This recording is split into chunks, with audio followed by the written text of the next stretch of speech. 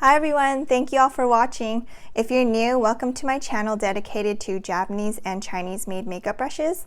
Today I have an exciting review for you. Sonia G of the Sweet Makeup Temptations blog recently came out with her own brush line on Beautylish. Her blog and Brush Temple have been great resources. The first release was the fundamental set and second was the individual brushes.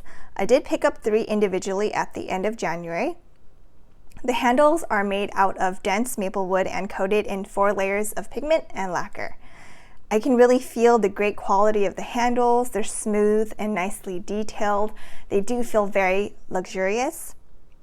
So they start out with a black ferrule on the top with a dark red gradation that fades to black at the bottom. And I'm not sure if I can show you in this lighting, but I'll try. You can also go on Instagram and look up Sonia G, like the tag Sonia G, and I'm sure you'll be able to see the photos of the color better. So here's black and then red gradation fading to black.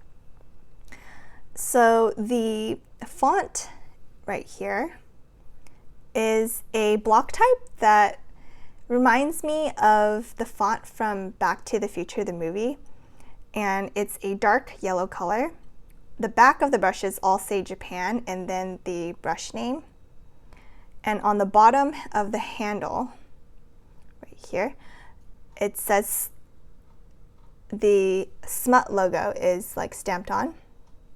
I think they're stamped on, yeah. Stamped or lasered. And this smut means, it stands for Sweet Makeup Temptations. So let me just bring this back down. And I'll start with a crease one, as it was the one I wanted the most. Let me just move things around so I can show you. So this is made out of blue squirrel, and the handle weight is nice and substantial. I do really like it when there is a substantial handle weight to my handles. I don't like light and hollow brushes like the Takumi line from Chikuhodo. Okay, and it is soft enough for sensitive eyelids. Like even if I dab onto my eyelid perpendicularly at the tip, it is soft enough. So since it's blue squirrel, it gives a sheer application, and the most important point I want to make here is that this worked better with Natasha Denona mattes than Makeup Forever and ColourPop. So the shape is thick and dense at the base and gets very pointy at the tip. It gets thinner and thinner as you move to the top. I don't have any other brushes that are close to this shape, so I didn't bother bringing anything out. It's a very, very uniquely shaped brush. I believe she modeled this after like a candle flame. I do love tapered and pointy brushes, but this is a bit too pointy for my liking. Let me put it back. I'll put it back down now. My eye shape doesn't seem to pair well with this shape in like this particular brush. I don't have a defined crease, large or deep set eyes. My eyes are hooded and almond shaped. Those with defined creases, large or deep set eyes would enjoy this more than I do. This brush the application, it gets more imprecise as I layer more shadow in a sweeping motion. So the edges, as I apply more and more, it just gets more imprecise. And it's definitely not a blender when swept in one direction. I do need another blending brush to blend out the edges afterwards. I tried it as instructed by short back and forth strokes, which blended better, but brought the shadow higher and ended up hurting my sensitive eyelids. I also tried it like a pencil brush to apply a darker shade on the outer V and lining the under eye area, and it was too sheer for that. So overall, I do like the concept of this brush, but it just didn't work out for my particular eye shape. And let me see if I can show you a little bit more closer. So it is quite dense. You go like this, and since it's made out of squirrel, even though it's dense, it doesn't have that much resistance. And next up is the face 2. It's the cheek brush in the middle right here. This is a small cheek brush made out of undyed alcohol. The handle feels surprisingly light for a face brush.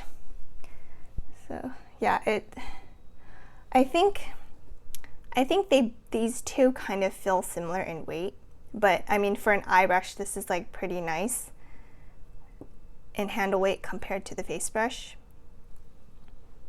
So it's soft enough for sensitive skin, but if you're extremely sensitive, it will hurt if you dab it onto your cheeks instead of buffing. If you go like this on your cheeks, it'll hurt a little bit. Not as bad as other brushes though. So while the hair quality feels soft, there is a coarseness to it that helps it in grabbing product easily. The hair is a tad less soft than some of my Hakuhodo Psycho brushes like the J5521, but they both perform equally well. Remember, softness is not everything when it comes to brushes, as you want the brush to be able to pick up the product too. So this is medium density, and the way, okay, let me try to show you now. The way that the head is bundled gives it an airy feel, yet it's still dense enough to pick up product with one swipe. You can see that there's like some little bit, there are a few gaps in the head, so it's like medium density, but it still has kind of an airiness to it. It's quite flexible, like see if you can see it like this. So, and it doesn't have much resistance when pressed down onto the face. So it splays out pretty easily. Like this. And the shape is a flared out pom-pom. As you move up, the head gets, like, it flares out more and gets wider. It does have a similar hair length to the Hakuhodo J210, but it's less dense. The J210, let me pull that out. The J210 is on the right, is 30 millimeters, while the face 2 is 31 millimeters in length. So I'm going to show you. You can see. And then I'll show you. Here's the density. Yeah, you can see that there's more space in between the hairs of the face 2 on the left right here as opposed to the J210 on the right. It's just so much denser.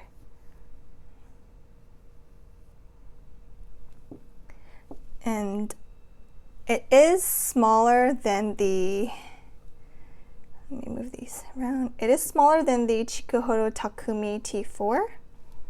Here's the T4. T4 is on the right. And then you can see. And I think it's a little smaller than the Hakuhodo Tapered Yachio L on the right.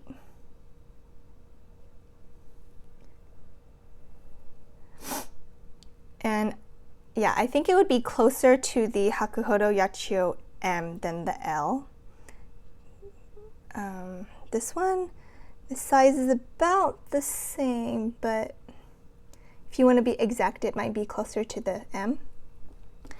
And then the closest brush that I found that I have is the Tanseido YWC17. So, yeah, it's pretty close to me. I didn't realize that until like recently, but the head shapes are almost identical. So the YWC is the blue handle on the right. The YWC17 has longer hairs at 35 millimeters, so the Takumi T4 is also 35 on the left right here.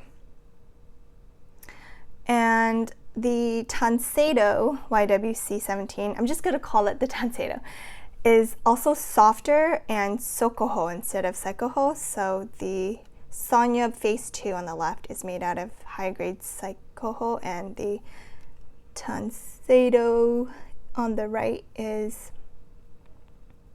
made out of Sokoho. And they are both very soft, but I think the Tanseido is softer. So let me move these out now, unless you want to see it next to each other, just these two, I think, because these are the closest. I did try the Sonia G Face 2 with soft, medium to hard pressed blushes, and it worked the best with soft and medium ones. It picks up an ample amount of product, so you will want to have a lighter hand with this brush. You can dab onto a precise area of the cheek or buff it in, but if you buff it, the surface area of the blush becomes larger on your cheeks. And then I will move on to the last one. So I did save the best for last. This is the base one right here on the right. It's the foundation. And okay, so this is the Duo Fibre Flat Foundation and Base Brush made out of Haku Totsuho